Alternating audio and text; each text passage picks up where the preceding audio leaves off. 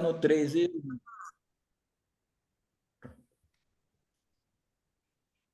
Estamos aqui no estudo do Escatom. Hoje nós vamos verificar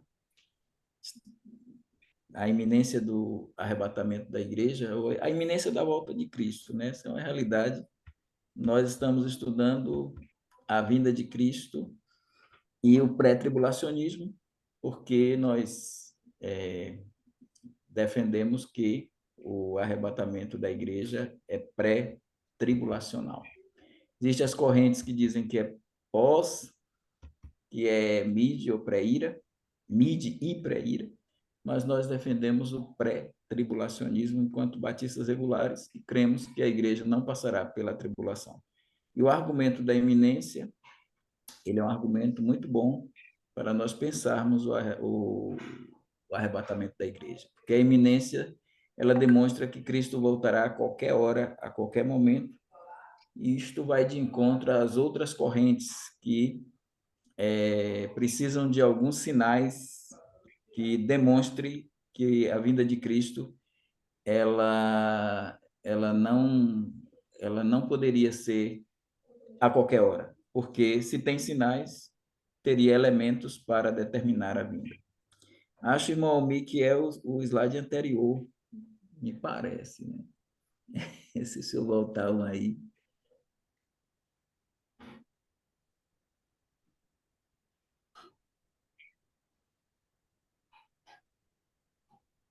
Pronto.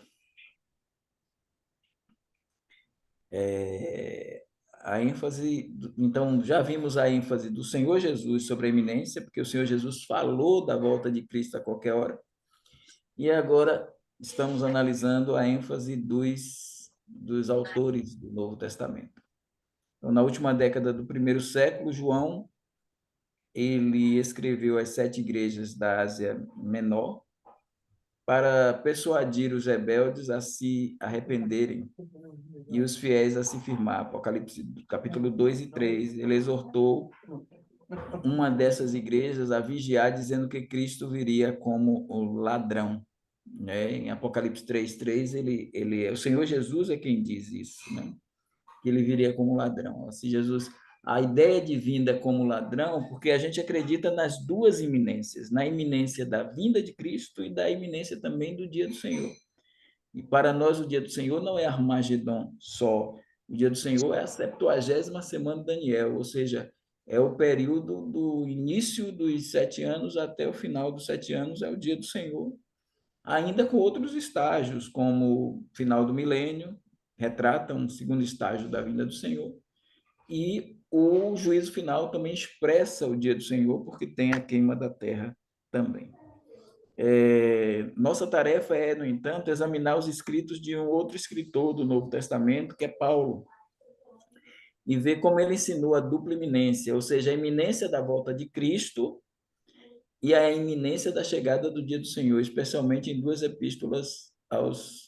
suas epístolas aos Tessalonicenses. Então, tanto a vinda de Cristo é iminente, quanto o dia do Senhor é iminente. E assim, claro que enxergamos a segunda vinda de Cristo em duas fases. A primeira fase é o arrebatamento e a segunda fase é a revelação, a epifaneia, a manifestação do Senhor Jesus Cristo. Então, essa fase do Armagedon, ela demanda sinais, mas o todo, o global, só vai ocorrer como vinda iminente por conta do arrebatamento da igreja ser pré-tribulacional. Pode seguir, irmão Almi. Nós vamos discutir algumas coisas e aí, irmão Elias, quando chegar em algum momento, o senhor me sinaliza aí para a gente dar uma pausa. Então, vamos para Paulo, né? Paulo, em 1 Tessalonicenses 5, 2 a 3, ensina a iminência da fase do dia do Senhor, que será marcada por intensa ira. É interessante que em 1 Tessalonicenses 4, de 13 a 18, é o arrebatamento que é expresso. No capítulo 5 de 1 Tessalonicenses, a gente já vem para o dia do Senhor, que ali retrata o período tribulacional, uma época de falsa paz, Daí Paulo dizer, quando disserem que a paz e segurança sobrevirá repentina destruição, essa falsa paz em Apocalipse, ela expressa no primeiro cavaleiro do Apocalipse, que é o cavaleiro do cavalo branco, ali no capítulo 6, que é distinto do cavaleiro do cavalo branco, do capítulo 19, de 11 a 21. Então, capítulo 6, o cavaleiro do cavalo branco, não é o evangelho e não é também Cristo, é o anticristo. Agora, o cavaleiro do capítulo 19, de 11 a 21, que vem no cavalo branco também, porque no Apocalipse a gente vai ver que o diabo, para o escatom, nos eventos do fim, ele vem também querendo imitar Cristo, em muitos aspectos. Por isso ele vem no cavalo branco, como Cristo virá no cavalo branco. Claro que essa linguagem de cavalo branco não é um animal propriamente, traz uma ideia de paz, e também, no caso de Cristo, ele vem nas nuvens do céu.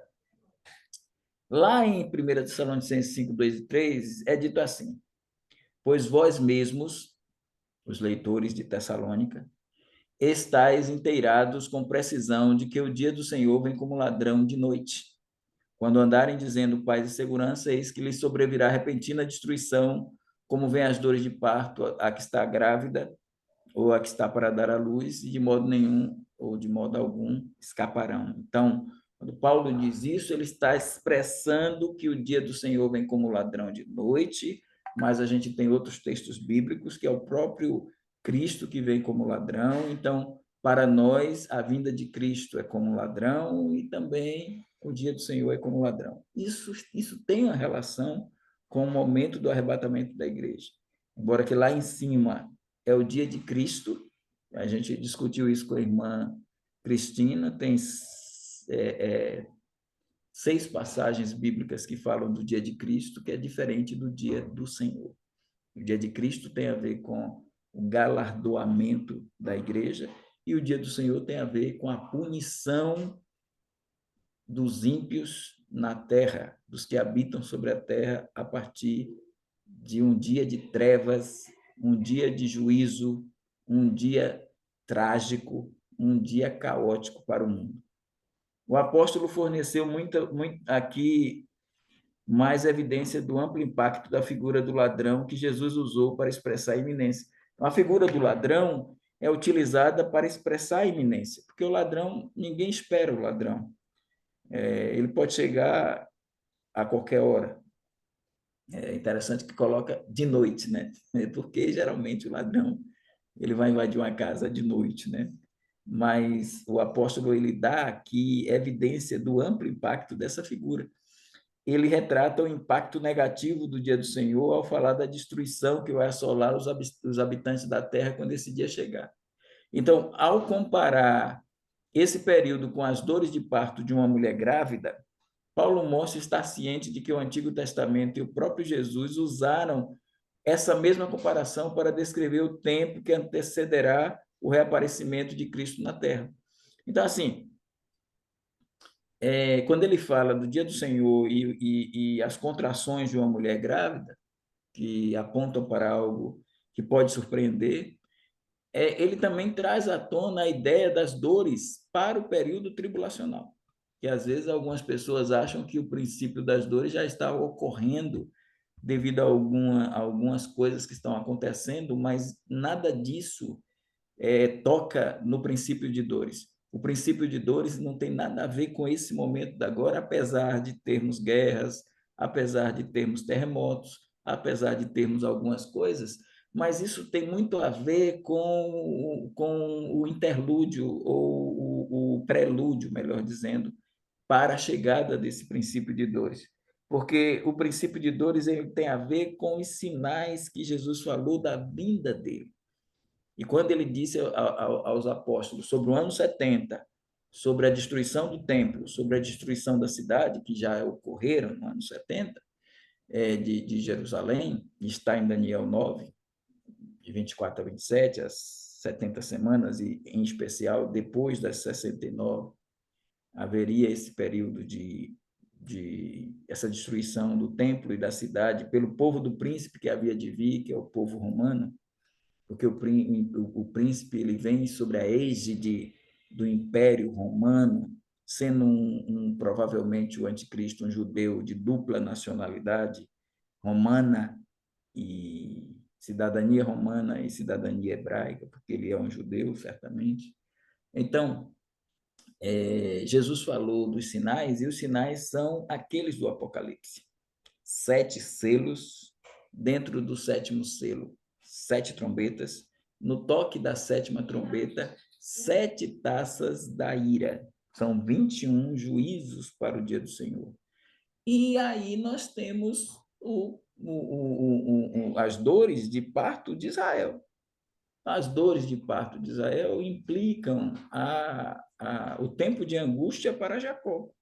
Então, esses textos que nós temos aqui citados, de Isaías 13:8, principalmente Isaías 66, versos 7 seguintes, Jeremias 30, 7 e 8, estão abrangendo o período de dores de Israel. Quando Jesus diz em 24:8, todas essas coisas são o princípio de dores, o princípio de dores tem nada a ver com a igreja, porque é dor de parto. A igreja é virgem, pura e imaculada, então a igreja não tem dores de parto. Quem tem dores de parto é Israel, então, e a igreja não pode participar do princípio de dores, não participar do meio das dores e não participar do fim das dores. Não tem lógica nenhuma. Então, nós temos mais essa relação com as dores de parto para a igreja, dores de parto para a terra, que vai sofrer um processo de 21 sinais para ser preparada para uma época chamada de regeneração da terra, que é a época do milênio. Então, para que isso aconteça, precisam desses sinais eles ocorrerem. Então, com sinais não tem iminência. Então, primeiro a gente tem que pensar nisso. Então, o princípio de dores não pode vir, porque o princípio de dores abrange sinais. Então, nós não estamos no princípio de dores. O princípio de dores ainda é no período tribulacional. Então, o apóstolo fornece aqui mais evidência do amplo impacto da figura do ladrão, que Jesus usou para expressar a iminência. Ele retrata o impacto negativo do dia do Senhor, falar da destruição que vai assolar os habitantes da terra quando esse dia chegar. Então, ao comparar esse período com as dores de parto de uma mulher grávida, Paulo mostra estar ciente de que o Antigo Testamento e o próprio Jesus usaram esta mesma comparação para descrever o tempo que antecederia o reaparecimento de Cristo na terra. Vamos mais o próximo slide, irmão Almir. A vinda descrita em 1 Tessalonicenses 4 é uma vinda iminente para aqueles que estão em Cristo. Quando a gente diz vinda, a gente não entende, a gente entende a segunda vinda como uma abrangência de duas fases. A gente não chama o arrebatamento de segunda vinda, porque não tem 3 vindas. A gente diz que o arrebatamento é segunda vinda, mas numa abrangência que se expande para o Armagedon. Então, a segunda vinda ela é um conglomerado de eventos desencadeados a partir do arrebatamento, né? Então, a vinda descrita em 1 Tessalonicenses 4 é uma vinda iminente para aqueles que estão em Cristo. A expressão peride, agora a respeito ou agora acerca, que inicia o capítulo 5, indica a transição para um novo assunto, não completamente distinto do que foi tratado anteriormente no final do capítulo 4. Então, a expressão conectiva ela marca uma mudança no pensamento, mas uma mudança que não deixa de ter certa ligação com o capítulo 4. Então, o capítulo 5 está conectado com o capítulo 4. Por isso que Paulo usa o peride. Tanto o contexto anterior como o seguinte, que abrange 1 Tessalonicenses 5:1, refere-se à parousia, que é a vinda de Cristo. Os leitores originais tinham consciência exata da natureza inesperada da chegada do dia do Senhor. Isso vai ser importante para a gente analisar 2 Tessalonicenses 2. Então, em 1 Tessalonicenses 4, 5, versos 1 e 2, a chegada desse dia do Senhor como ladrão. Então, tendo já recebido instruções de Paulo sobre esse tema, contudo ignoravam e, portanto, ficavam perplexos diante do que aconteceria com os mortos em Cristo no momento da volta de Cristo. Tanto que Paulo precisou dar aquela orientação, e ainda bem que eles estavam com esse problema, porque senão não teríamos esse belíssimo capítulo 4, de 13 a 18, para confortar aqueles crentes que estavam assim, olha, o Senhor não voltou, e quando ele voltar, o que é que vai acontecer com os mortos?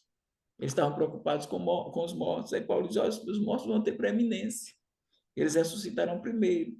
E depois nós, os que ficarmos vivos, seremos arrebatados. Então, Paulo deu uma brilhante lição sobre o arrebatamento da igreja. Já pensou se nós não tivéssemos 1 Tessalonicenses 4, de 13 a 18? Sobre o arrebatamento, a gente tem 3 textos, que são contundentes para nós. 1 Coríntios, que fala da ressurreição, capítulo 15, mas os versos 52 até o 58 abrange também o arrebatamento. 1 Tessalonicenses 4, de 13 a 18, e João, capítulo 14, de 1 a 3. Então, a gente tem esses 3 textos aí que nos ajudam a entender o arrebatamento. Antes de começar a sua recapitulação da iminência do dia do Senhor, em 5, de 1 a 11, Paulo esclareceu que os mortos em Cristo teriam uma participação idêntica e até mesmo prioritária nos acontecimentos ligados à volta de Cristo, porque ele ajuda os tessalonicenses a terem esse entendimento, para o desespero não vir ao coração deles como os outros que não tinham esperança de ressurreição. Mas nós temos esse consolo. 1 Tessalonicenses 4, de 13 a 18, dificilmente vai deixar de ser lido num cemitério quando a gente está prestes a colocar o caixão de alguém ali na tumba, que é uma mensagem de consolo, esperança e fala do arrebatamento. Segue um pouquinho mais adiante. Se vocês tiverem alguma pergunta, podem aí levantar a mãozinha. A gente segue. Estou seguindo aqui. A vinda descrita em 1 Tessalonicenses 4 é uma vinda iminente para os que estão em Cristo. A resposta a essa pergunta é sim.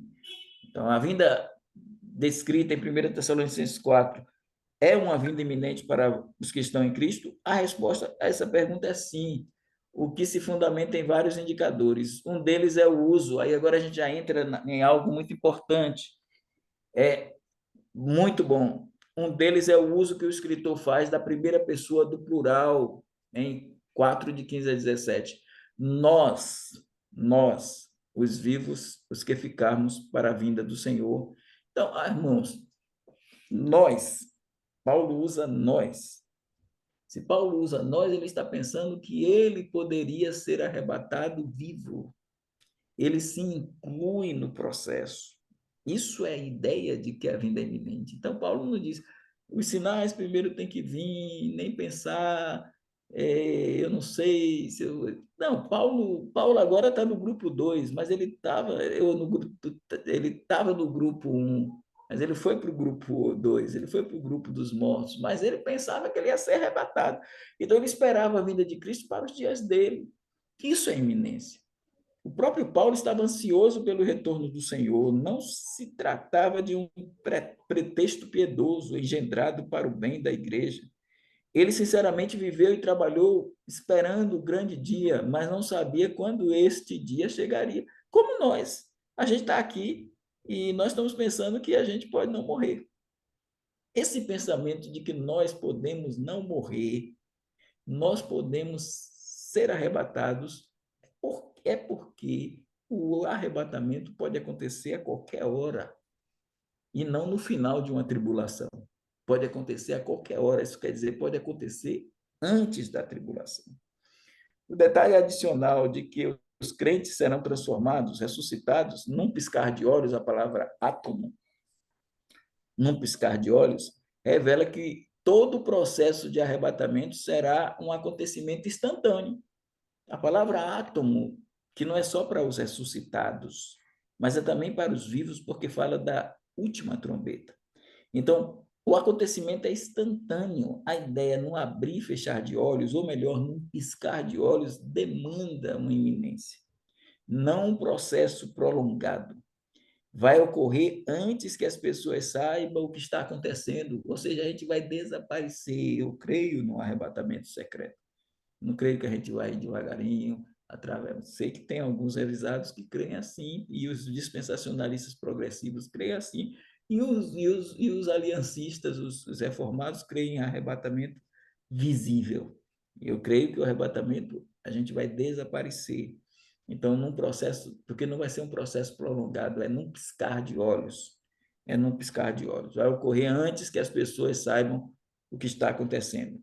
Mais uma vez, percebe-se a indicação da iminência no fato de Paulo usar novamente a primeira pessoa do plural, nós, em 1 Coríntios. Então, ele diz: nem todos dormiremos, mas todos seremos transformados. Todos nós seremos transformados. Nem todos nós dormiremos. E ele esperava estar vivo no momento da parousia. Algo que sobrevém de forma tão rápida, certamente se situa muito além da capacidade humana de identificar seu instante exato. Então, é uma ideia de um arrebatamento iminente, quando ele se inclui. A argumentação é: Paulo, em 1 Tessalonicenses, se inclui, e Paulo inclui os leitores dele. Então, tanto os de Tessalônica quanto os de Corinto não estão mais vivos, já fazem quase 2000 anos. E tanto o Paulo escrevendo aos Coríntios quanto escrevendo aos de Tessalônica, ele está dizendo que ele estaria para o arrebatamento. Não que ele estivesse mentindo, mas isso só é possível a gente conceber como algo real se a vinda de Cristo foi iminente. Porque hoje também nós podemos dizer assim: nós seremos arrebatados e os mortos vão ressuscitar e nós seremos transformados. A gente pode dizer isso porque a gente está igual a Paulo, vivenciando uma vinda de Cristo a qualquer minuto, a qualquer segundo, a qualquer hora, a qualquer momento. Pode seguir, irmão Almir. Enquanto os irmãos não botar a mão aí, irmão Elias não manda parar, eu estou seguindo. Então, 1 Tessalonicenses 1, 9 e 10. Esse texto é bonito para a gente defender a questão do arrebatamento? Mas tem algo mais também. Paulo disse que seus leitores se voltariam dos ídolos para Deus com duas finalidades: servir ao Deus vivo e verdadeiro e esperar o seu Filho do céu. O segundo propósito faz ecoar uma nota que soou continuamente sua pregação naquela cidade. A gente vê isso em Atos 17, 7. E ao longo das duas epístolas aos Tessalonicenses. O cristianismo primitivo cria que Cristo ressuscitou e ascendeu aos céus, de onde voltaria, sendo este seu retorno um evento próximo. E aí eu botei em negrito porque a ideia de um evento próximo implica iminência. Paulo fala de Jesus. E veja mais uma vez o uso do pronome em terceira pessoa e no plural. Ele se incluindo, ou melhor, em primeira pessoa e no plural, ele se incluindo. Fala de Jesus nos livrando, ele coloca nos livrando da ira vindoura. A ira vindoura é o período tribulacional. Então, se Jesus nos livra da ira vindoura, ele nos livra, a gente não passa pela tribulação, e ao mesmo tempo, quando ele coloca nos livra, ele está falando de um arrebatamento a qualquer instante. Quando vier do céu, incluindo ainda nesse livramento da ira futura, ele próprio e os seus leitores do primeiro século. Só que a gente já está no século 21, na terceira década do século 21, e Jesus não voltou. E nós continuamos acreditando que ele voltará a qualquer momento. Ou seja, há 21 séculos Paulo acreditava que ele voltaria. 21 séculos depois a gente acredita. E se a gente e se vier daqui para frente, daqui a 100 anos Jesus voltar, a gente não vai estar mais aqui, a gente vai para o grupo 2. Aí quem estiver vivo lá está no grupo 1. E aí eles também vão acreditar do mesmo jeito. Então isso é iminência. Isso é iminência. Dessa forma sutil, Paulo novamente se incluiu ou se inclui como participante do evento libertador, modelando a perspectiva cristã correta ao esperar a volta de Jesus como algo que deveria acontecer a qualquer momento. Então, a gente está batendo nessa tecla, porque com a iminência a gente destrói qualquer argumentação de midi-tribulacionista que acredita que o arrebatamento é no meio, dos 7 anos, pré-ira, que acredita que o arrebatamento é em 1/3 do período de 7 anos, e o pós-tribulacionista, que acredita que o arrebatamento é no final dos 7 anos. Todos eles não creem na iminência. Só quem crê na iminência é quem aceita o arrebatamento antes da tribulação. Pode ir, irmão Almir. Então, a gente tem aqui uma parte que é esse ponto. Desde a época da primeira epístola de Paulo, a igreja de Tessalônica, essa igreja tinha sido cercada pelo falso ensino, alegações do que o dia do Senhor já tinha começado. Para entrar nisso aqui, que é muito, muito interessante, a gente precisa dar uma pausa, porque pode ser que não dê nem para entrar nessa parte, porque é aí que a gente vai analisar um texto que gera muita polêmica, mas é um texto bem interessante, que é 2 Tessalonicenses, capítulo 2. Vamos parar por aqui, o irmão Almir vai abrir a tela, irmão Elias tem a palavra.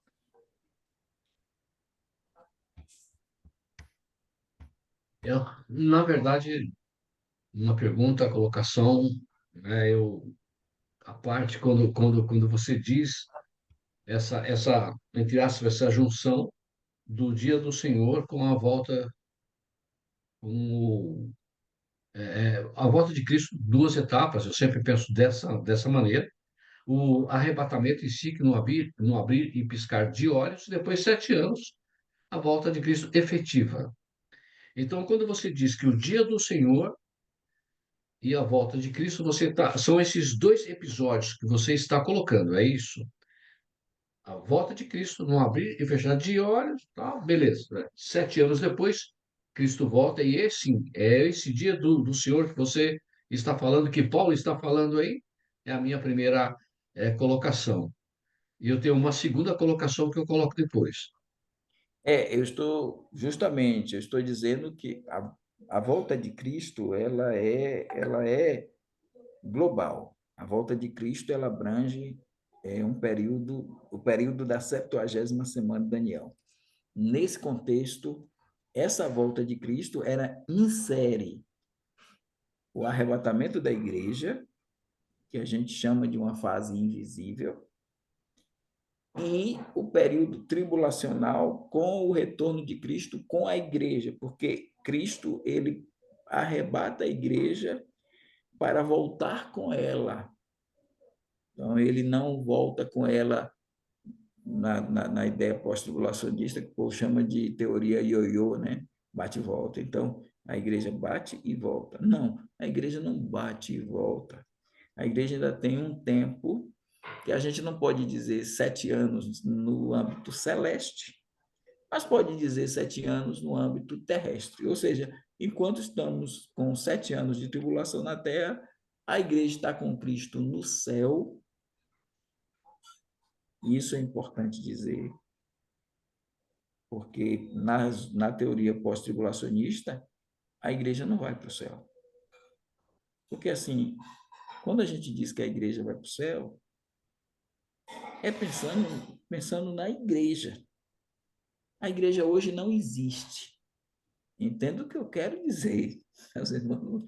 Quando eu digo a igreja não existe, é porque ela não está completa. Então, se ela não está completa, ela não existe no sentido de que a cabeça da igreja está no céu, ao lado direito de Deus, e foi quando essa cabeça se assentou lá que ela se tornou cabeça da igreja. Cristo só se tornou cabeça da igreja quando ele se assentou lá. E aí, quando a gente diz que a cabeça da igreja está lá, e há 2000 anos começou com 120, depois foi, no mesmo dia que nasceu, foi para 3.000, em Atos 4:4 foi para 5.000, e aí vai. Então, em 2000 anos, essa igreja tem, em 2000 anos, uma parte, vamos dizer assim, tem bilhões de crentes lá no céu, que faz parte dela. Mas não é ela. Esse grupo que está lá em cima não é a igreja ainda. É uma parte dela, mas não é ela. Esse grupo que ficou aqui embaixo vivo não é a igreja ainda. É parte dela. Porque uma parte está no céu, uma parte está na terra. Só vai ser igreja quando esse grupo se unir. O corpo está sendo formado, 1 Coríntios 12, 13, com o batismo no Espírito. Se o arrebatamento for daqui a 100 anos, esse grupo que está aqui e esses crentes do mundo inteiro, da igreja, vão estar no céu. Mas ainda terá um outro grupo que, quem sabe, daqui a 100 anos, mais bilhões de pessoas que se convertam. Esse grupo aqui ainda não existe, é uma incógnita. Então, quando a gente diz a igreja foi para o céu, é quando ela se forma. A igreja só vai se formar no sentido, entenda os irmãos, quando eu digo a igreja não existe, eu estou dizendo a igreja não existe plenamente. A igreja não Perfeito. existe no seu sentido completo. Então, a igreja só vai para o céu quando ela for arrebatada e Jesus pegar, quando Jesus arrebatar o último crente da igreja, a última pedra no edifício, o último membro no corpo de Cristo, o último ramo da videira verdadeira, esse último aí, quando isso se completar, aí Jesus Cristo ressuscita os mortos e pega os vivos, transforma e aí leva. Aí a igreja está virgem pura com todos os elementos do corpo. Aí ela vai para onde? Para o céu.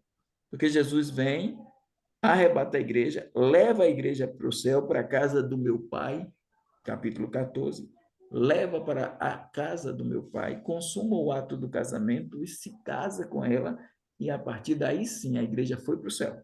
Mas por enquanto tem uma parte dela no céu, tem uma parte dela na terra. Não pode ficar assim, tá entendendo, irmã Elias? Uma parte na terra, ela tem que ir para o céu e depois ela tem que vir para a terra, reinar 1000 anos e depois ela tem que vir para a nova terra, para uma nova Jerusalém, que é a cidade celeste da igreja. É isso aí. Mas esse dia do Senhor aí, então é quando Cristo volta junto com a igreja ali. É ali, esse dia que Paulo está O dia juntando. do Senhor que Paulo fala que ele vem como ladrão, o dia do Senhor que vem como ladrão, ele vem Ah, quase concomitante com o arrebatamento da igreja. Porque o dia do Senhor ele não começa com o arrebatamento da igreja. Ele começa com a assinatura do pacto pelo anticristo. Mas entendi. para a assinatura do pacto pelo anticristo ocorrer, primeiro vai haver o arrebatamento da igreja, o anticristo vai se revelar, e quando ele se revelar, ele vai ter o momento inicial do seu governo, e quando ele assinar o pacto com Israel, aí seriam os 7 anos. Aí começa o dia do Senhor, que na Entendi. primeira fase ele termina no final dos 7 anos com Cristo jogando o anticristo e o falso profeta no lago de fogo, vivos, e amarrando Satanás por 1000 anos com os seus demônios e destruindo os ímpios para entrar com o milênio só com crentes. Depois esses vão ter crentes nascendo, ou vão ter pessoas nascendo, filhas Perfeito. do núcleo do milênio, aí eles vão nascer e aí nesse campo o milênio segue. E aí a segunda parte do dia do Senhor é no final do milênio, quando Satanás é solto e há uma rebelião Gog e Magog, Apocalipse 7 a 10. E aí, quando depois do julgamento de Satanás, tem a última parte do dia do Senhor, que é o juízo final, capítulo 20, versículo 11. Vi um grande trono branco e aquele a quem está sentado no trono, de cuja presença fugiram os céus e a terra e não se achou lugar para eles. Isso é dia do Senhor, porque em 2 Pedro 3, Paulo diz, Pedro diz, o dia do Senhor virá como ladrão de noite, no qual os céus passarão com grandes trondos, os elementos ardentes se desfarão. Nessa queima aí você tem a terceira fase do dia do Senhor. Mas para a gente pensar no dia do Senhor agora, o dia do Senhor são 7 anos de tribulação. 3,5 de tribulação e 3,5 de grande tribulação. Aí é o dia do Senhor. Perfeito, pastor, perfeito. É que a gente fica naquele pensamento do dia, né? São etapas. Perfeito. Eu tenho mais uma colocação, vou deixar para depois, se for possível. Primo, depois irmão Daniel, depois o Hélio. Primo, por favor. E parece que o pastor Soares também levantou a mão assim. Acho que o senhor pode inserir o pastor também. Vou colocar. Pastor Evaldo, 1 Coríntios 16, 22, a exclamação Maranata tem a ver com iminência? A expressão, inclusive, está junto, né? A minha igreja se chama Segunda Igreja Batista Regular Maranata. Um dia um rapaz da Igreja do Verbo veio me questionar, dizendo, esse nome, pastor, esse nome é maldição. Eu digo, o senhor está equivocado. A palavra é porque está juntinho. Se alguém não ama o Senhor Jesus, seja anátema.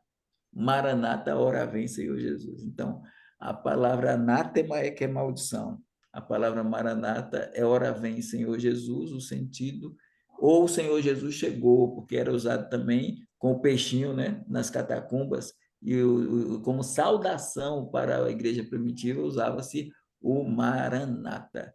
E aí o senhor está citando esse texto, mas o apóstolo João, em Apocalipse 22, lá no finalzinho, parece-me que é o verso 20, ele também usa, já traduzido, ele usa ora vem Senhor Jesus, que é Maranata. Então, o Maranata é o anseio da chegada do reino, da vinda de Cristo. E para nós, o Maranata hoje é o arrebatamento. Mas para os judeus na tribulação, o Maranata é a ideia da segunda vinda para eles, para salvar os judeus. É isso. Mas posso associar com a iminência, não? Ou não tem nada a ver? Apesar de Se ser o anseio pensarmos, para a volta de Cristo. se pensarmos como igreja, iminência. Se pensarmos como Israel no final da tribulação para a segunda fase, não iminência. Aí depende muito da aplicação do contexto. Ok, obrigado. Bom, Daniel. Oi, pastor Evaldo, sobre essa questão da 70ª semana ser para o povo de Israel, como está lá no Daniel, capítulo 9, de 24 a 27, e agora os judeus, muitos deles se converteram. Conheço bastante judeu que é convertido, né? Como que fica, nesse caso, a iminência para essa questão? Eles se encaixam apenas no grupo dos crentes ou teria alguma referência à, à sua etnia? Essa é uma questão que a gente luta com os dispensacionalistas progressivos, É, que a gente está trabalhando com categorias antropológicas, é o que o Charles Hayre fala. isso. Eles não aceitam isso. Eles não conseguem aceitar que a igreja é uma nação também. Israel é uma nação, a igreja é uma nação. A É, igreja é uma nação eleita, conforme 2 a Pedro, pátria está no céu. 1 Pedro 2,9, né?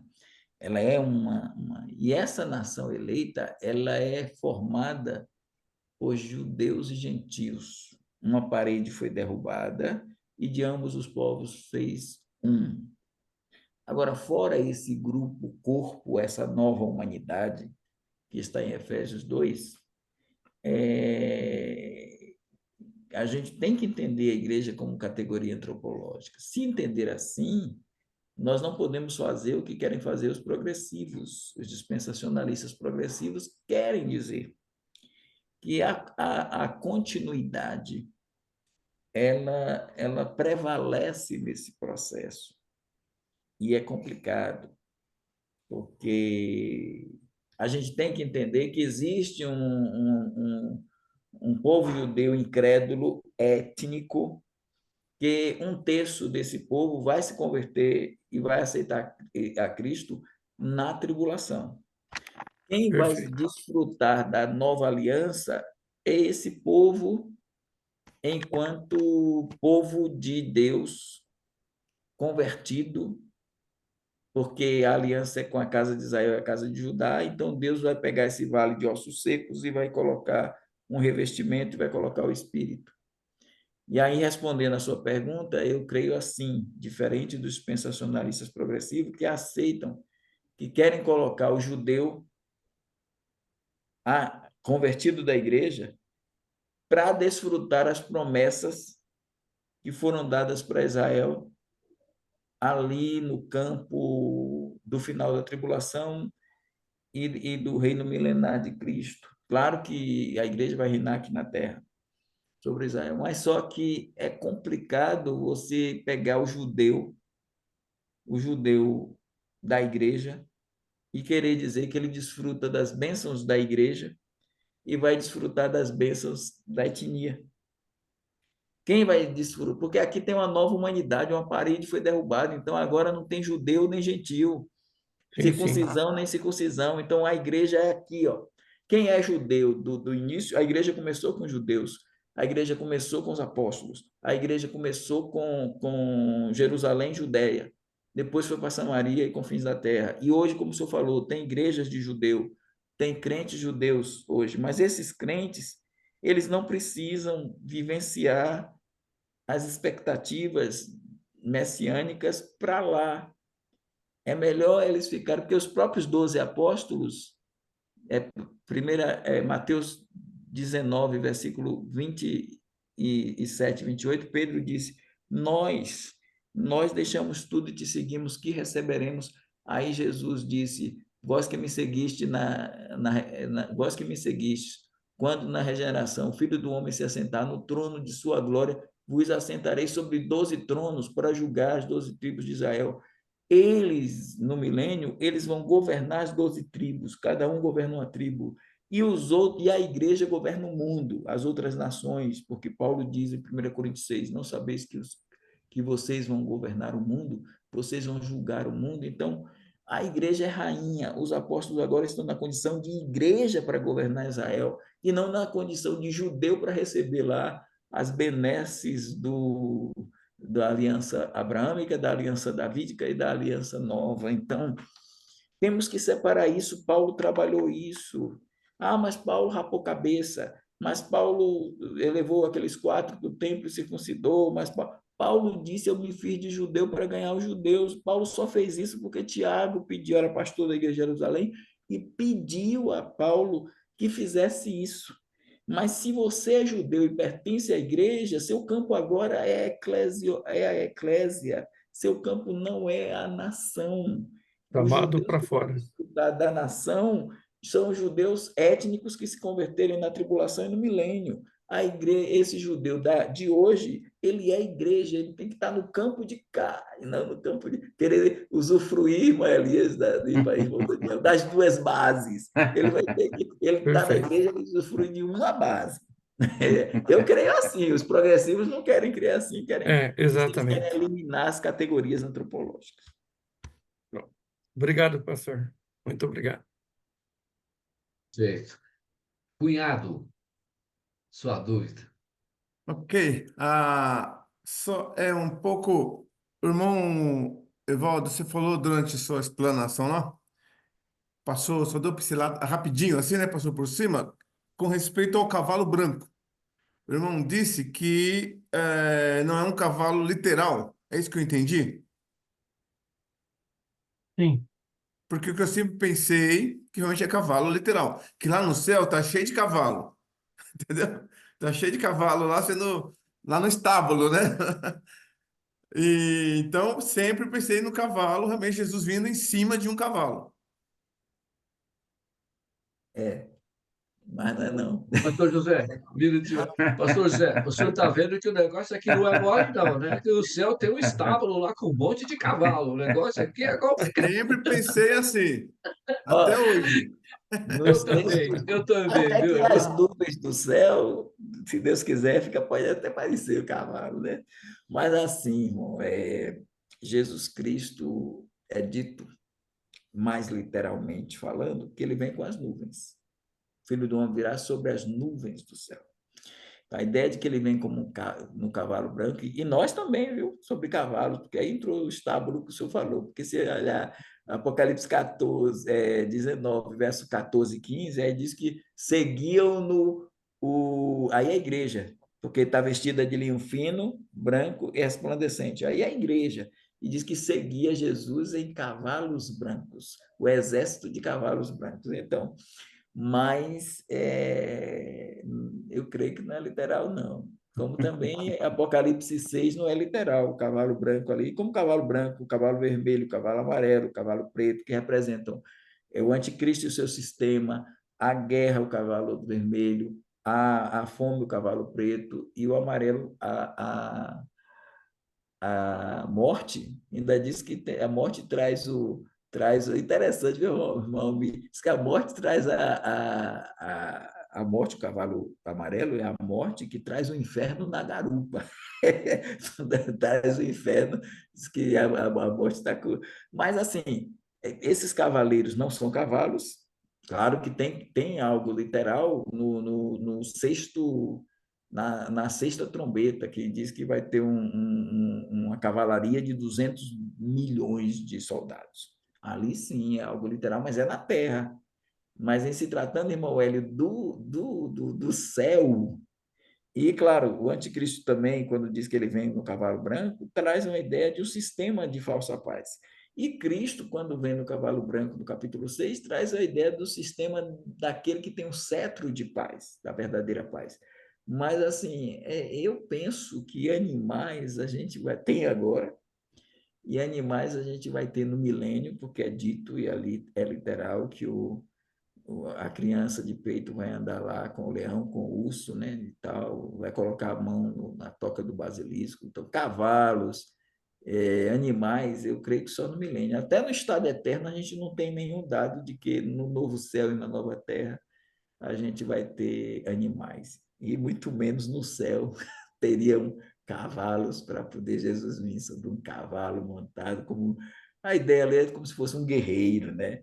Mas eu creio, irmão irmão Hélio, que o modo como ele voltará é o que os dois anjos disseram em Atos 1. Como foi em Atos 1 a ascensão dele? Ele não foi montado no cavalo subindo, ele foi só subindo sozinho. Aí os anjos disseram: da mesma maneira que vocês estão vendo ele subindo, e as nuvens do céu foram o ocultando. Aí diz: da mesma maneira que vocês estão vendo Jesus subindo sobre as nuvens, vocês vão ver ele voltar. E é tão igual que ele saiu do Monte das Oliveiras e subiu até o terceiro céu. Passou pelo primeiro, pelo segundo, terceiro. E do mesmo jeito ele virá, porque Zacarias diz que ele vai pôr os pés no Monte das Oliveiras. Então, diz que ele vai pôr os pés no Monte das Oliveiras, e não as patas dos cavalos. Então, ele vai pôr os pés. Ele não vem de cavalo. O senhor, esse pensamento que é interessante, que a gente pode pensar desde criança assim, né? Ter essa imagem, mas eu acho que não. Ok, obrigado, pastor. Cunhado. Beleza, cunhado? Então tá bom. Deixa eu ver Pastor aqui. Pastor José Soares. Soares. Pastor José Soares. Antes do pastor José Soares, irmão Cristiano, eu estou para falar e sempre e vai passando. Que bom vê-lo. Já entrou faz tempo, mas não deu para falar boa noite porque agitou aqui. Que bom vê-lo, irmão. Pastor José. Muito bem. Pastor Evaldo, o senhor falou sobre o princípio das dores não é para a igreja. Isso foi rápido, eu acabei perdendo o raciocínio ali. Seria possível retomar aquela fala ali, pastor? Foi o que eu tinha entendido, que o princípio das dores não é para a igreja? Foi isso ou não? Assim, pastor José Soares e os amados irmãos, quando a gente pega o sermão escatológico de Cristo, aquele sermão escatológico, Mateus 24, Mateus 25, Marcos 13 e Lucas 21, aquele sermão escatológico não é para a igreja. Aliás, os evangelhos não falam da igreja. Os evangelhos, quando vão falar da igreja, é só o evangelho de Mateus, no capítulo 16, que fala da fundação da igreja. Jesus diz que sobre a confissão de Pedro ele edificaria a igreja. E no capítulo 18 ele fala de disciplina, ele diz... Então, são 3 vezes que aparece a palavra igreja nos sinóticos, ela aparece somente... E também universalmente, no Evangelho de João também é assim.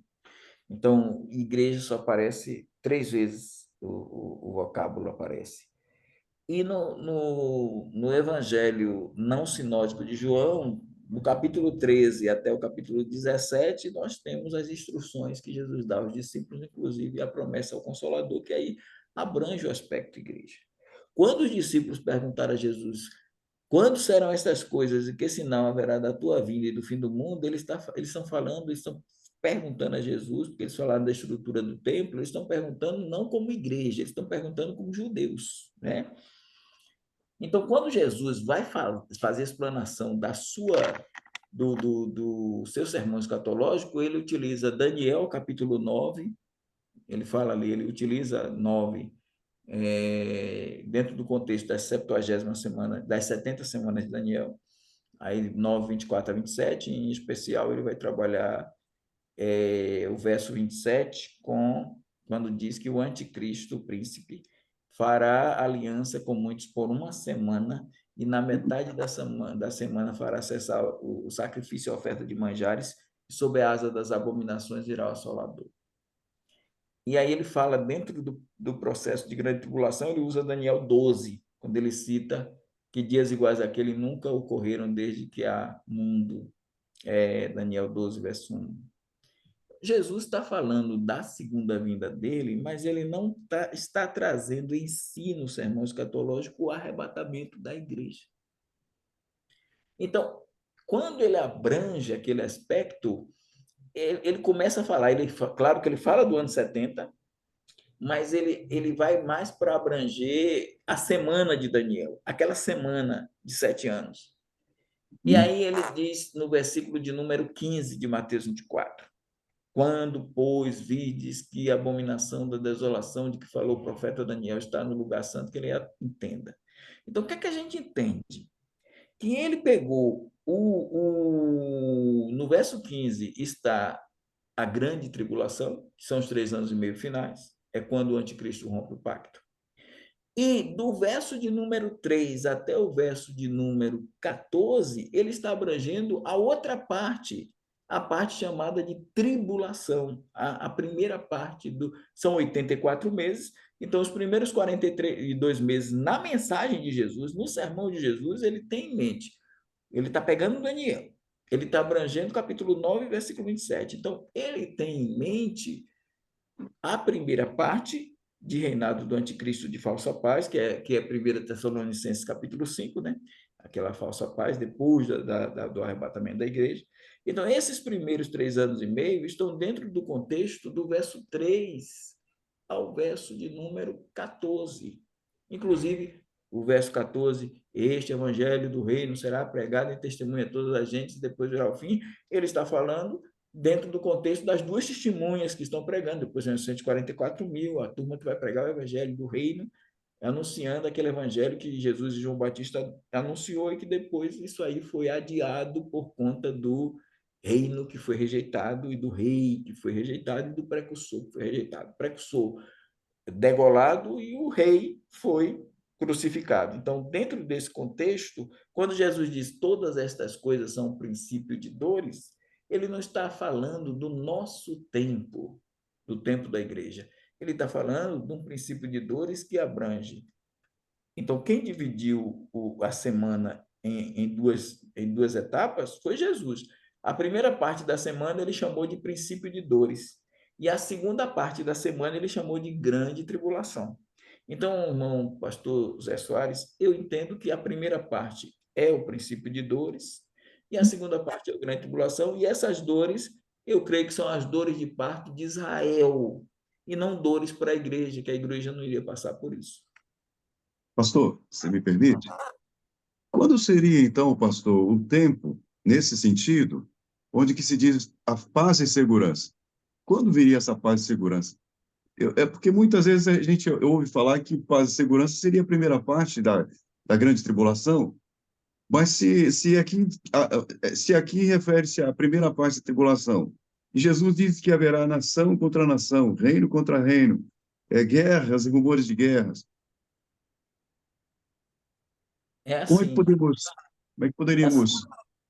é assim, a gente não pode dizer que todo período de princípio de dores é de paz. Claro que o anticristo vai tentar a paz, porque ele vai fazer um pacto com Israel. Ele vai, inclusive, Israel vai, as duas testemunhas, provavelmente Elias e Moisés, vão construir o terceiro templo.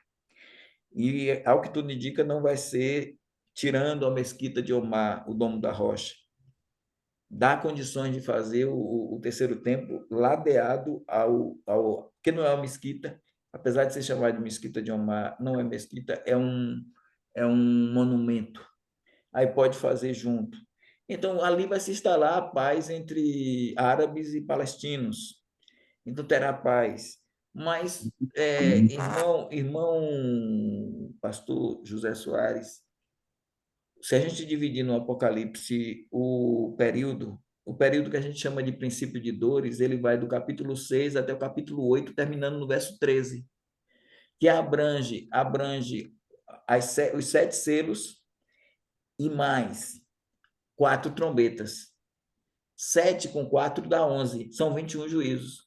Então, quando ele diz no 8:13, ai, a águia diz, ai, ai, ai dos que habitam na terra, porque as 3 trombetas que ainda vão ser tocadas. Então, essas 3 trombetas é a quinta, a sexta e a sétima. E dentro da sétima tem mais 7 taças da ira. Mas o que a gente tem que entender é que esse período de 3 anos e meio, ele não pode ser ele não pode ser essa falsa paz, é falsa paz mesmo, porque não vai pegar todo o período. A prova é que o anticristo vem no cavalo branco, trazendo a falsa paz, mas lado a lado dele, logo que ele vem com o cavalo branco, vem o cavalo vermelho. Os 4 cavaleiros do Apocalipse é para a primeira parte. Aí vem cavalo branco, depois vem guerra, cavalo vermelho, depois vem morte, cavalo preto, depois vem ou fome, cavalo preto, depois Fome. vem morte, cavalo amarelo. Então, a gente não pode dizer que a paz que ele proporcionará durará 3 anos e meio. Então, o que Jesus Entendi. falou ali se encaixa perfeitamente, porque não vai dar, porque ele não vai conseguir, ele vai tentar hastear a bandeira da paz, mas esse pendão não vai ser real para ele, porque a paz ela não vai subsistir com esse falso promotor da paz. Então, ele vai fazer o pacto de paz, ele vai tentar unir, porque é um governo mundial, aí tenta unir todo mundo, mas vai ter a guerra. Quer ver uma coisa, irmão pastor José? Vai acontecer a guerra, pode ser a terceira mundial, se for no contexto nosso, e ele vai ser morto. O anticristo vai ser morto numa dessas guerras, e provavelmente a última guerra, antes de começar a grande tribulação, porque ele morre e aí o diabo vem, encarna nele, ele ressuscita. E aí, quando o diabo entrar nele, ele ressuscitar, porque é a besta cuja ferida mortal foi curada. E diz também no capítulo 13, verso 14, que ela foi ferida à espada e vivia. Então ela vai ressuscitar, e aí o povo vai dizer: esse é que é Cristo. O outro lá era um impostor. Capítulo 28 de Mateus, a mentira dos judeus, verso 14, acho que é 19. Roubaram o corpo dele. É aquilo ali. Ele não ressuscitou nada. Então, é dentro desse contexto, irmão Zé Soares, que ainda é princípio de dores, porque a falsa paz ela não vai conseguir se esticar por 3 anos e meio. Entendi, pastor. Muito obrigado. Muito obrigado. Ótimo. Excelente. Se eu Beleza, posso mais pastor? uma... Rapidamente? Rapidamente? Posso Pastor, mais... lembra que eu falei? Nós não temos pressa. Fica Obrigado. tranquilo, pode perguntar, todo mundo aprende junto aqui. Obrigado. 1 Tessalonicenses 1:10, quando fala Jesus que nos livra da ira vindoura, eu creio assim também, que ira vindoura refere-se à tribulação, ao juízo de Deus sobre a tribulação. Muito embora realmente a gente fica sempre buscando mais elementos para fortalecer essa nossa posição, né? Mas mesmo porque quando fala ira vindoura, isso pode ser, por alguns entendidos, como o juízo final, né? Mas, do meu ponto de vista, eu poderia dizer que não seria isso, porque Romanos 8:1 já diz que os crentes não entram em juízo. João 3:25, João 3:24, diz que, ah, verdade vos digo, quem ouve a minha palavra e crê naquele que me enviou, não entra em juízo, tem a vida eterna, não entra em juízo. Então, com base nisso, eu poderia dizer que a ira vindoura ali não seria esse sentido, porque isso já todo mundo já sabia, né? Então, mas não poderia ser entendido também essa ira vindoura como juízo final e não a tribulação? Não, porque o senhor já disse tudo aí. Jesus falou: quem crê nele, no Filho, não é julgado, mas quem não crê já está julgado. Então, nós já estamos livres da ira, não é pela vinda de Cristo, é por nossa conversão. Então, Certo? quem crê em Cristo já está livre do juízo final. Nós não vamos entrar no juízo final porque a gente já crê em Cristo. E fica bem claro, porque o dia do Senhor é dia de ira. Então, a tribulação é ira. A gente tem até 3 iras, ou 4 iras lá dentro. A gente tem a ira do homem, que é do anticristo, a ira do dragão, que é do diabo, tem a ira do cordeiro e tem a ira de Deus, o Pai. Então, o tempo da tribulação é um tempo de ira. E Deus nos prometeu que a vinda de Cristo nos livra da ira. E interessante, pastor Zé Soares, irmãos, que a expressão é ira futura. Para nós, a ira do inferno já é passada, porque a gente já passou dela, já foi livre Amém. dela. Então, o Ah, texto, amém. o texto de 1 5, versículo 10, está falando que a vinda de Cristo nos livra da ira, então nos livra da tribulação, que também a gente ora 1 4, de 13 a 18, o arrebatamento, e 1 5, que é a tribulação, ainda tem o verso 9, capítulo 5, verso 9, que diz: porque Deus não nos destinou para a ira.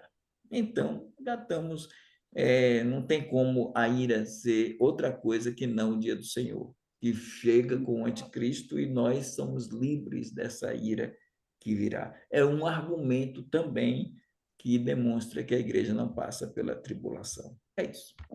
Obrigado, pastor. Obrigado mesmo. Tudo bem, pastor? Seguimos em frente? Ótimo. Então tá. Irmã Cristina. Pastor Evaldo, só para mim colocar em ordem minha cabeça, que ela fica toda perdida aqui. Mas é assim, a 70ª semana é o dia do Senhor. É o dia de...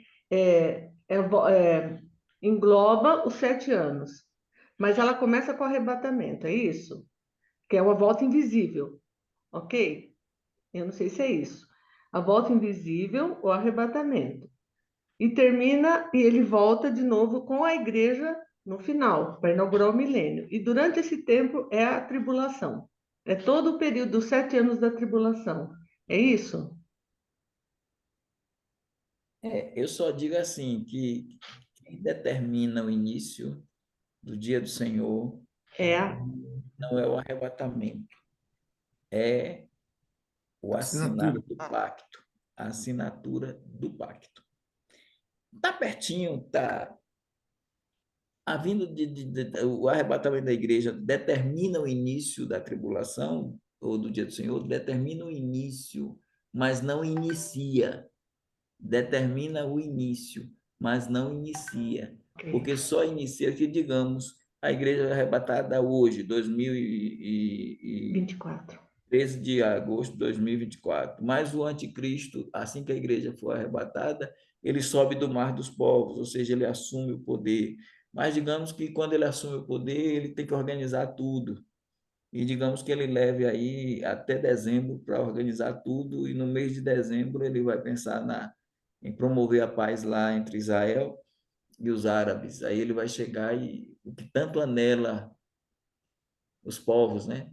Todo mundo está querendo a criação do Estado palestino, todo mundo, o Lula tem cobrado isso, e não só ele, e outros grupos e tal, essa coisa toda, a guerra de Israel com Hamas.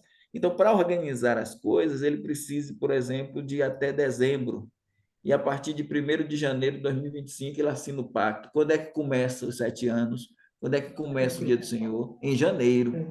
Não começa agora. O arrebatamento foi agora. Determinou o início, mas não iniciou. Quem vai iniciar é a caneta do anticristo, quando ele assinar o pacto de paz com Israel. Aí começa a 70ª semana. Eu digo isso, irmãos, só para os irmãos entenderem, vão entender melhor, até com o que eu vou explicar agora. A 69ª semana de Daniel ela começou, ela veio, ela teve seu dia quando Jesus entrou, irmão Elias, montado no jumentinho lá em Jerusalém. Naquele dia que ele montou no filho do jumento, começou, ou na entrada triunfal, começou e terminou a 69ª semana de Daniel. Isso foi numa segunda-feira. Na sexta-feira, Jesus morreu. Depois que Jesus morreu, no domingo ele ressuscita. Depois que ele ressuscita, ele fica 1 mês e 10 dias ainda por aqui. 40 dias. Ainda ele assunto aos céus. Depois ainda tem mais 10 dias para a igreja nascer. A igreja nasce 50 dias depois da ressurreição de Cristo.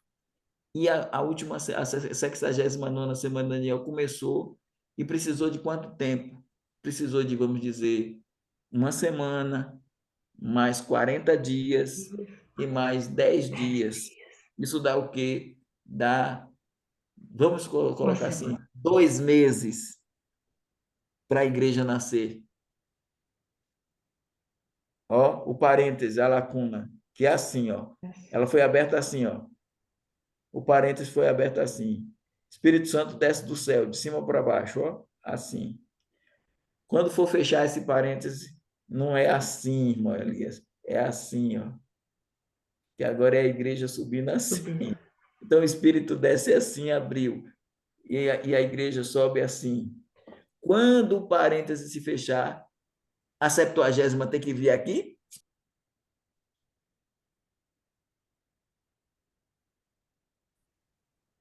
Não. Foi assim? Foi assim? Não. Assim como a 69ª semana, ela aconteceu aqui, e o nascimento da igreja aqui, não tem um espaçozinho para a igreja nascer? Por que a 69ª aqui? Digamos agora, a 70ª semana aqui. Por que a 70ª vai ser coladinho com a igreja indo embora? Se quando a igreja nasceu, ficou um espaçozinho assim, por que não vai, irmão Elias, ficar um espaçozinho assim para a 70ª semana acontecer? É isso que eu coloco. Do mesmo jeito que teve espaço lá, tem espaço cá para isso acontecer. Entende, irmã Cristina? É isso. Não, sim, fez todo sentido. A cabeça pequena que nem a minha pensa assim, já subiu a igreja, já o de Cristo já começou, não, não, calma. Ele vai realmente, ele dá ao arrebatamento, dá início, dá o start, mas não dá, ainda não foi dado o tiro da largada, ainda não. Vai organizar e tudo. Agora, quando fala, toda vez que eu ler na Bíblia, dia do Senhor é dia de trevas, é dia de angústia, esse é a tribulação. É a tribulação. E quando eu leio os outros dias, que aquele começou a vossa boa obra, que nos livra da era futura, é o dia de Cristo, é outra coisa. É isso? Tá bom. Mas muito boa essa explicação, me ajudou bastante agora. Falei, poxa, é verdade. Obrigada, pastor. Muito obrigada. Muito bom, realmente, muito bom. Pastor Lorival e primo, eu não sei, acho que você vai ficar para próxima segunda. Mas por enquanto, Pastor Lorival. E a irmã Cristina, puder abaixar a mão aí, irmã, por favor. Então, Pastor Lorival, obrigado. A minha dúvida é, mais simples um pouco. Pastor Evaldo, quando a gente fala, nós cremos na interpretação literal das Escrituras, né? E, logicamente, que pode gerar uma certa dificuldade a interpretação é, de figuras, como essa questão do cavalo, né? É, como que nós podemos identificar que uma figura não é literal? Há uma regra, sim, há um sinal, há uma dica, alguma coisa para que a gente possa ter essa, vamos dizer assim, facilidade de identificar que a figura. Pastor Evaldo, é muito amigo. Esse é muito... Que pergunta. Olha, Você tá essa vendo? pergunta eu queria fazer, mas eu falei, olha, espetacular. Essa é bom. São 22 e 24. Se for levar tempo, porque eu quero essa resposta, porque eu também fico isso aí, ó, pensando. Nós podemos deixar para a semana que vem, porque essa Eu aí acho que, promete. acho que o pastor Lorival está dialogando com o irmão Hélio, viu? Então, Eu também ia voltar no cavalo aí, era uma das minhas, eu estou com duas o agora, cavalo uma ali, delas o seria que voltando para o que eu cavalo, vou mas dizer? não vai dar Rapaz, tempo. é uma figura. Que é assim, ó, o gênero apocalíptico não tem como nós nos livrarmos disso. Ele tem metáforas. A gente não trabalha a interpretação chamada de idealista, que é a do pessoal aí do aliancismo.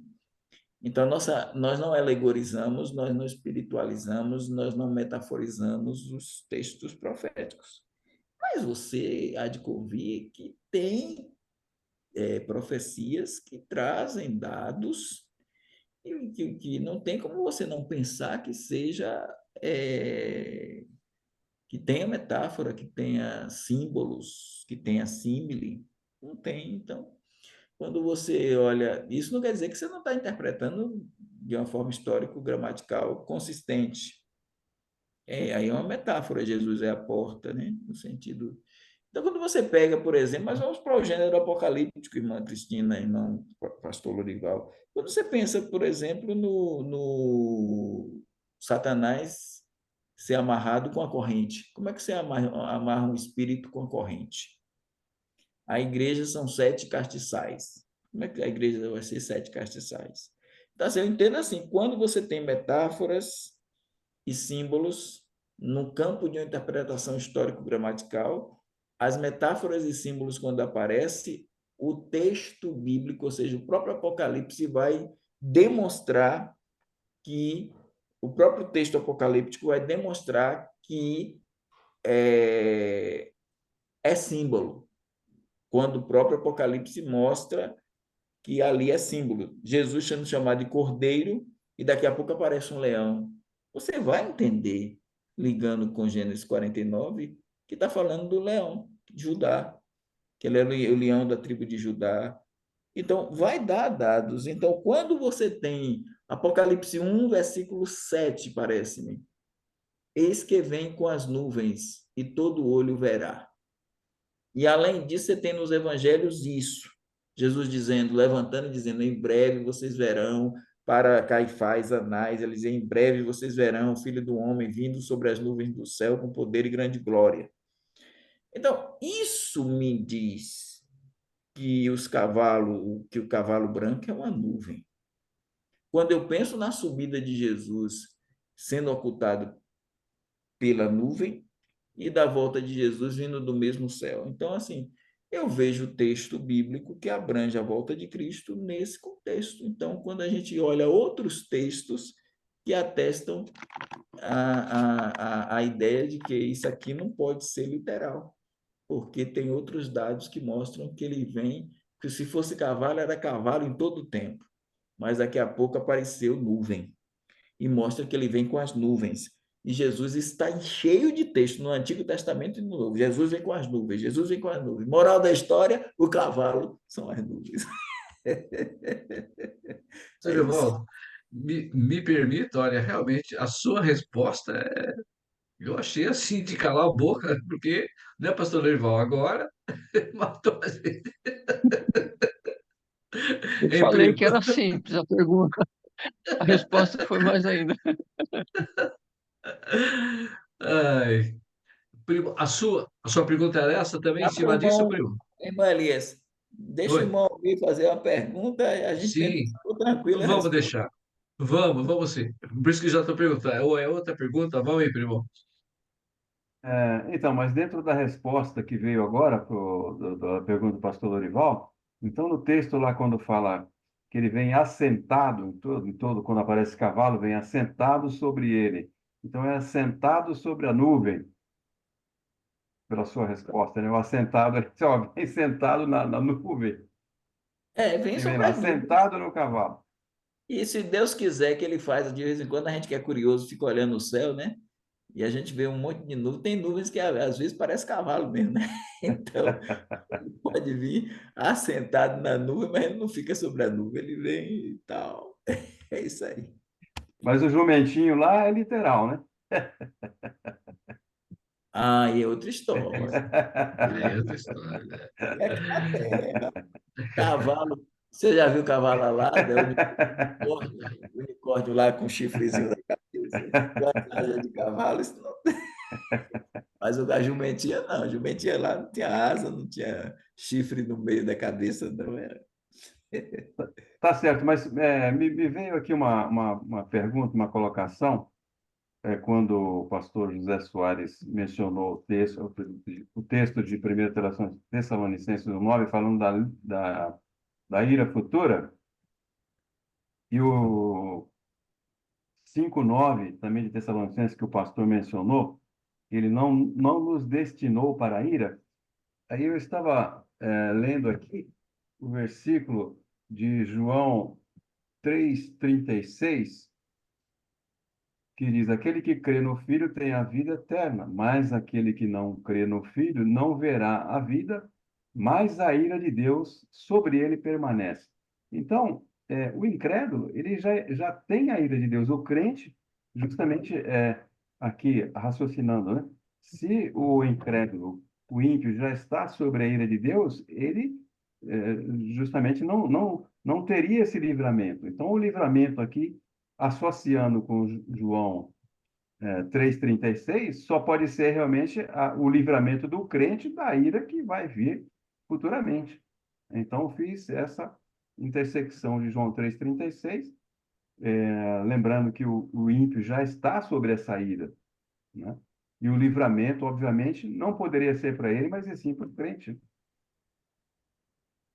Não sei se fiz aí uma Isso mesmo, ligação isso no mesmo. pensamento. Ali já está mostrando que a ira de Deus foi suspensa das cabeças dos crentes. E a ira de Deus, João Batista está dizendo que ela permanece sobre a cabeça dos incrédulos. Então, e essa ira a gente não vai ser livre dela quando Jesus voltar. O incrédulo que essa ira vai ser concretizada na vida dele quando ele voltar. Então, o juízo final não é para crente incrédulos. Então, Sim, a vinda de Cristo não vai nos livrar da ira da condenação, porque Romanos 5, verso 9, vai dizer que nós fomos salvos por ele da ira. Já dá no presente. Já diz ali que nós fomos salvos por ele, por Cristo, da ira. Então já fomos salvos. Só que quando diz que Jesus vai voltar, é uma coisa futura, que diz que ele virá para nos livrar da ira futura. Então, isso não pode ser o inferno. Isso não pode ser a condenação, isso tem que ser algo perigoso que está por vir e que Deus vai derramar sobre os habitantes da terra e que a vinda de Cristo vai nos tirar disso. Então, se a vinda de Cristo nos tira disso, tem que ser antes da tribulação, porque o dia da ira, que é o dia da tribulação, ou o dia do Senhor, ele virá com a manifestação do anticristo. Então, o senhor dá certíssimo. justamente. Então, é um grande argumento para combater aqueles que creem que a igreja, né, passará por essa tribulação, por essa ira, né? Perfeito. Então, tá bom. Irmãos, Ok, muito muito bom. obrigado mais uma vez. Pastor Evaldo, muito obrigado. Uma bênção mais uma vez. Estamos juntos aprendendo aí. Muito bom mesmo. Mais uma vez, seja bem-vindo, pastor José Soares, que tenha gostado e permaneça conosco aí, permitindo Deus, né? Então, assim, irmão Cristiano, muito bom vê-lo de novo aí. Que bom, irmão. Ah, beleza? Muito bom. Muito obrigado, meus irmãos. Obrigado mesmo. Pastor Evaldo, também muito obrigado. Obrigado pelos livros, Pastor Evaldo. Obrigado por ter enviado. E sou muito grato por estar com vocês, viu? Aprendi muito e fiquei bem contente. Deus abençoe. Bom, Continue abençoando muito bom. vocês. E o senhor, Amém. A Amém. todos o nós. senhor Aprendemos juntos, né? Elias, e o irmão pastor Zé Soares, ele chegou chegando. É, Ele estreou, porque diz que a pessoa, no mundo do futebol diz que a pessoa só estreia lá o contratado quando marca o gol, né? E ele já entrou marcando um gol, porque É, ele não ficou desinibido e já chegou logo entrando e Isso aí. perguntando, participando. Então, parabéns aí, pastor, e nós aguardamos que o senhor sempre esteja conosco aqui, como os outros pastores, e as perguntas são maravilhosas e não pode Obrigado, poupar. pastor. O irmão Hélio fez bem, e o irmão pastor Lorival também fez bem, tem que fazer pergunta para apertar o pastor, se eu não souber, eu vou estudar para responder, e vocês é que tem que fazer, tem que apertar mesmo. A gente sente saudade aí do Márcio, né? Que fazia aí as perguntas. Mas tem que apertar também. Márcio não está aqui, os irmãos estão, tem que apertar mesmo. verdade. Obrigado, pastor Ivan. Obrigado. É uma benção. Bom, nossa oração final hoje é do pastor Ulisses, mas ele não pôde participar. Eu vou pedir para o pastor Dilson, que hoje ele ficou quietinho aí, né? Mas então, eu vou pedir para o pastor Dilson, por favor, que nos despeça com uma oração. Pode ser, pastor? Sim, pode sim. Vamos orar. Grandioso Deus, te damos graça pela a tua bondade, as tuas misericórdias nesse dia, por cuidar do amanhã, à tarde, à noite que estamos avançando, colocamos no teu altar para a tua proteção sobre nós, sobre a nossa família, os familiares, a tua igreja, que o teu povo possa estar guardados e protegidos pelo Senhor. Obrigado por mais esse momento de aprendizado, que o Senhor nos ajude a defender a razão da nossa fé, com amor e com Amém. sabedoria. Que o Senhor nos sustente, ó Deus, para que o teu nome seja glorificado e nós possamos ser verdadeiramente a luz de Cristo nesse mundo de trevas. Então, nos Amém. use para louvor da tua glória, nos dê saúde, nos dê paz, e que aonde nós chegarmos, o teu nome seja exaltado pelas nossas atitudes. Nos dê Amém. forças para o continuar te servindo neste mundo. Mais uma vez, nós rogamos o teu favor pela vida do pastor Zé Bezerra, também pela vida do pastor Zé Soares, a sua esposa, que a graça do Senhor esteja com a irmã, fortalecendo, que o tratamento que se iniciará seja eficaz. Louvamos ao Amém. Senhor. Abençoe o pastor Eládio, que a graça do Senhor esteja sobre ele, e a nós, pastores, nos dê sabedoria para honrarmos o privilégio de sermos chamados para esse santo ministério da palavra. No santo Amém. nome de Jesus. Amém. Amém. Uma boa noite, meus Amém. Boa amados. noite. Amém. Boa Amém. noite Boa a noite. todos. Boa Boa noite. noite. Boa noite. Boa noite, Beijo a irmãos. todos. Boa noite. Boa noite, irmãos. Boa noite. Boa noite, irmão.